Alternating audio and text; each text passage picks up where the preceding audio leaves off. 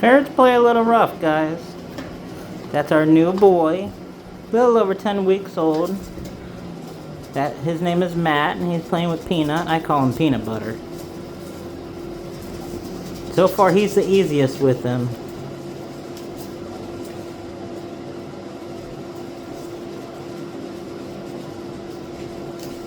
You'll know when it gets too rough, and you'll know when to intervene.